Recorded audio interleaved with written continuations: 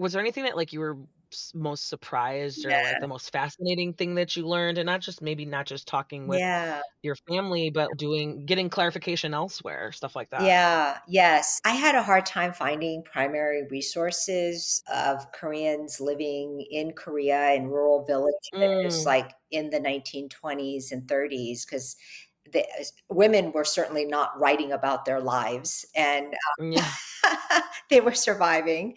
But yeah. I did come across this series called Woman's Work, and it was published by the Presbyterian Missionary Women's Organization, and they traveled across the world and they documented like domestic practices, not Wow. the heathens, but people who lived in those countries. And I remember one of the entries was, these women, they carry their babies strapped to their backs and they feed them like whenever they want to be fed. Like they feed them on demand.